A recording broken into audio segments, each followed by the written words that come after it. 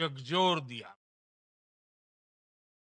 छुट्टियां मना रहे निर्दोष मासूम नागरिकों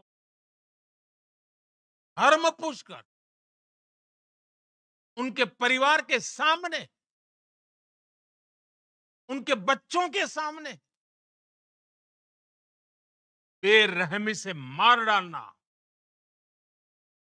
यह आतंक का बहुत विभत्स चेहरा था, क्रूरता थी।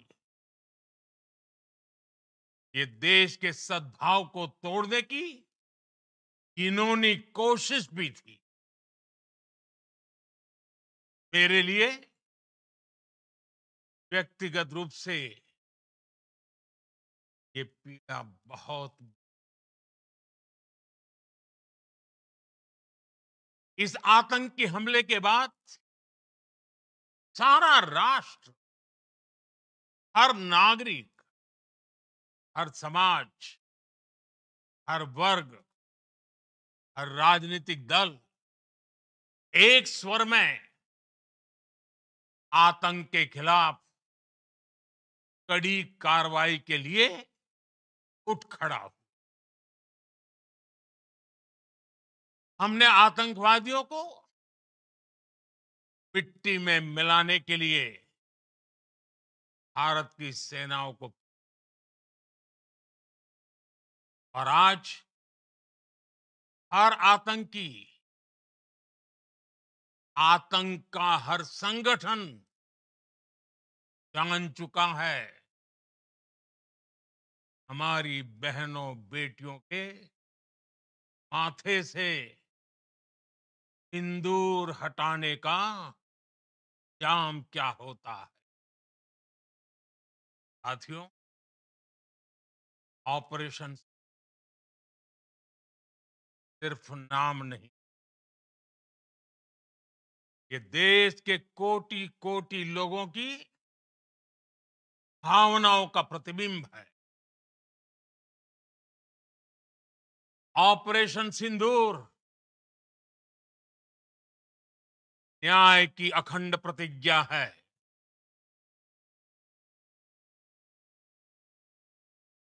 6 मई की देर रात, 7 मई की सुबह पूरी दुनिया ने इस प्रतिज्ञा को परिणाम में बदलते देखा। भारत की सेनाओं ने पाकिस्तान में आतंक के ठिकानों पर, उनके ट्रेनिंग सेंटर्स पर सटीक प्रहार किया।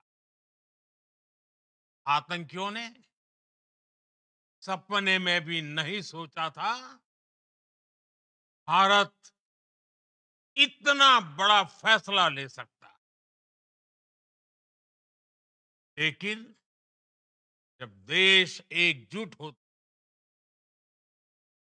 नेशन फर्स्ट की भावना से भरा होता है, राष्ट्र सर्वोपरि होता है, तो औलादी फैसले किए जाते, परिणाम लाकर दिखाए जाते। जब पाकिस्तान में आतंक के अड्डों पर भारत की मिसाइलों ने हमला बोला, भारत के ड्रोन्स ने हमला बोला, आतंकी संगठनों की इमारतें नहीं, बल्कि उनका हौसला भी थर्रा गया। बहावलपुर और मुरिद के जैसे आतंकी ठिकाने एक प्रकार से ग्लोबल टेररिज्म की यूनिवर्सिटीज रही है। दुनिया में कहीं पर भी जो बड़े आतंकी हमले हुए हैं, चाहे 9/11 हो, चाहे लंदन ट्यूब बॉम्बिंग हो या भारत में दशकों से जो बड़े बड़े आतंकी हमले हुए हैं, उन सब के तार कहीं ना कहीं आतंक के इन्हीं ठिकानों से जुड़ते रहे। आतंकियों ने हमारी बहनों का सिंदूर उजाड़ा लिए। भारत ने आतंक के ये हेडक्वार्टर्स गाड़ दिए। भारत के इन हमलों में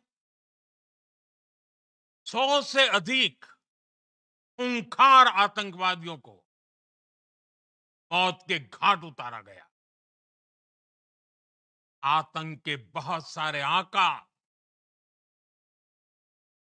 बीते 2.5-3 दशकों से खुलेआम पाकिस्तान में घूम रहे थे, जो भारत के खिलाफ साजिशें करते थे। ये भारत ने एक झटके में खत्म कर दिया।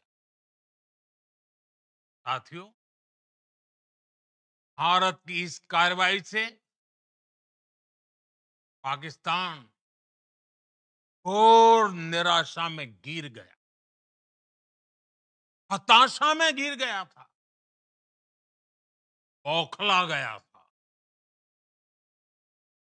और इसी बौखलाहट में उसने एक और दुस्साहस किया। आतंक पर भारत की कार्रवाई का साथ देने के बजाय पाकिस्तान ने भारत पर ही हमला करना शुरू कर दिया। पाकिस्तान ने हमारे स्कूलों, कॉलेजों, गुरुद्वारों को, मंदिरों को, सामान्य नागरिकों के घरों को निशाना बनाया। पाकिस्तान ने हमारे सैन्य ठिकानों को निशाना बनाया। लेकिन इसमें भी पाकिस्तान खुद बेनकाब हो गए। दुनिया ने देखा कि कैसे पाकिस्तान के ड्रोन्स, पाकिस्तान की मिसाइलें भारत के सामने तिनके की तरह बिखर गई। भारत के सशक्त एयर डिफेंस सिस्टम ने उन्हें आसमान में ही नष्ट कर दिया। पाकिस्तान की तैयारी सीमा पर वार की, लेकिन भारत ने पाकिस्तान के सीने पर वार कर दिया। भारत के ड्रोन्स, भारत की मिसाइलों ने सटीकता के साथ हमला किया। पाकिस्तानी वायुसेना के एयरबेस को नुकसान पहुंचा और पाकिस्तान को बहुत घमंड था। भारत ने पहले 3 दिनों में ही पाकिस्तान को इतना तबाह कर दिया, इसका उसे अंदाजा भी नहीं दिए। भारत की आक्रामक कार्रवाई के बाद पाकिस्तान बचने के रास्ते खोजने लगा। पाकिस्तान दुनिया भर में तनाव कम करने के लिए गुहार लगा रहा है और बुरी तरह पीटने के बाद इसी मजबूरी में 10 मई की दोपहर को पाकिस्तानी सेना ने हमारे डीजीएमओ को संपर्क किया। तब तक हम आतंकवाद के इंफ्रास्ट्रक्चर को बड़े पैमाने पर तबाह कर चुके। आतंकियों को मौत के घाट उतार दिया गया। पाकिस्तान के सीने में बसाए गए आतंक के अड्डों को हमने खंडहर बना दिया। इसलिए जब पाकिस्तान की तरफ से गुहार लगाई गई, पाकिस्तान की तरफ से जब ये कहा गया इसकी ओर से आगे कोई आतंकी गतिविधि और सैन्य दुस्साहस नहीं दिखाया जाए, भारत ने भी पर विचार किया। और मैं फिर दोहरा रहा हूं, हमने पाकिस्तान के आतंकी और सैन्य ठिकानों पर अपनी जवाबी कार्रवाई को अभी सिर्फ स्थगित किया है। आने वाले दिनों में हम पाकिस्तान के हर कदम को इस कसौटी पर मापेंगे कि वो क्या रवैया अपनाता है। साथियों, भारत की तीनों सेनाएं, हमारी एयरफोर्स, हमारी आर्मी और हमारी नेवी, हमारी border security force BSF, Bharat के अर्धसैनिक बल लगातार अलर्ट पर है। सर्जिकल स्ट्राइक और एयर स्ट्राइक के बाद अब ऑपरेशन सिंदूर आतंक के खिलाफ भारत की नीति है। ऑपरेशन सिंदूर ने आतंक के खिलाफ लड़ाई में एक नई लकीर खींच दी, एक नया पैमाना, न्यू नॉर्मल तय कर दिया। पहला, भारत पर आतंकी हमला हुआ, मुंह तोड़ जवाब दिया जाएगा। हम अपने तरीके से, अपनी शर्तों पर जवाब देकर रहेंगे और उस जगह जाकर कठोर कार्रवाई करेंगे जहां से आतंक की जड़ें निकलती हैं। दूसरा, कोई भी न्यूक्लियर ब्लैकमेल भारत नहीं सहेगा। न्यूक्लियर ब्लैकमेल की आड़ में पनप रहे आतंकी ठिकानों पर भारत सटीक और निर्णायक प्रहार करेगा। तीसरा, हम आतंक की सरपरस्त सरकार और आतंक के आकाओं को अलग अलग नहीं देखेंगे। ऑपरेशन सिंदूर के दौरान दुनिया ने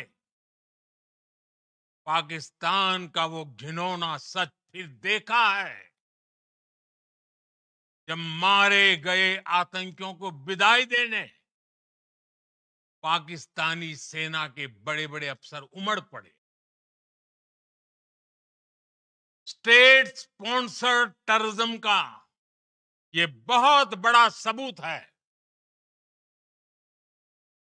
हम भारत और अपने नागरिकों को किसी भी खतरे से बचाने के लिए लगातार निर्णायक कदम उठाते रहेंगे। साथियों, युद्ध के मैदान पर हमने हर बार पाकिस्तान को धूल चटाई है और इस बार ऑपरेशन सिंदूर ने नया आयाम जोड़ा है। हमने रेगिस्तानों और पहाड़ों में अपनी क्षमता का शानदार प्रदर्शन किया और साथ ही न्यू एज वॉरफेयर में भी अपनी श्रेष्ठता सिद्ध की। इस ऑपरेशन के दौरान हमारे मेड इन इंडिया हथियारों की प्रामाणिकता सिद्ध हुई। आज दुनिया देख रही है 21वीं सदी के वॉरफेयर में made in India defence equipments, इसका समय आ चुका। साथियों, हर प्रकार के आतंकवाद के खिलाफ हम सभी का एकजुट रहना, हमारी एकता, हमारी सबसे बड़ी शक्ति। निश्चित तौर पर ये युग युद्ध का नहीं है, लेकिन ये युग आतंकवाद का भी नहीं है। टेररिज्म के खिलाफ जीरो टॉलरेंस, ये एक बेहतर दुनिया की गारंटी।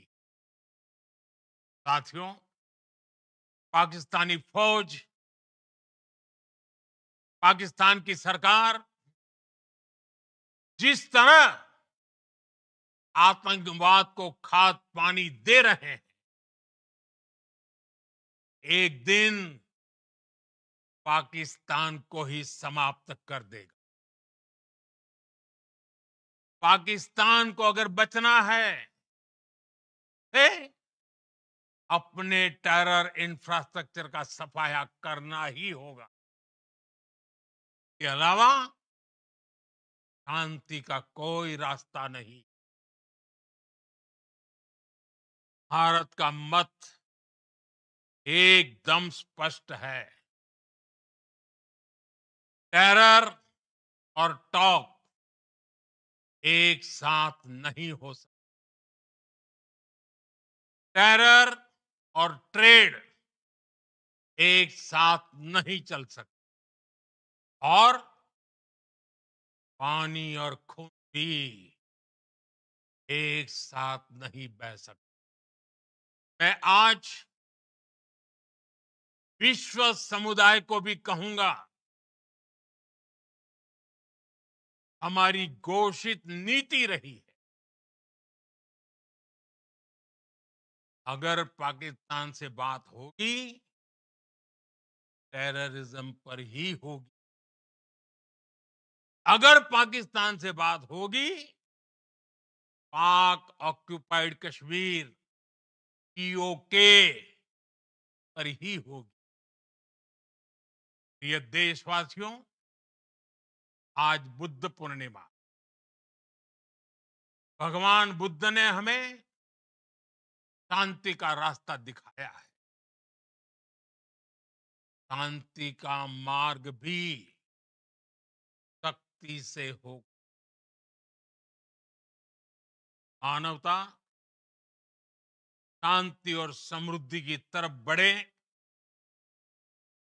हर भारतीय शांति से जी सके,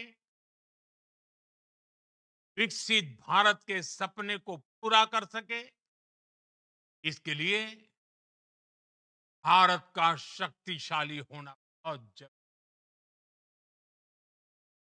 और आवश्यकता पड़ने पर इस शक्ति का इस्तेमाल भी जरूरी है। और पिछले कुछ दिनों में भारत ने यही किया है। एक बार फिर भारत की सेना और सशस्त्र बलों को सैल्यूट करता हूं। हम भारतवासी के हौसले, हर भारतवासी का एकजुटता का शपथ, संकल्प, मैं उसे नमन करता हूं। बहुत बहुत धन्यवाद।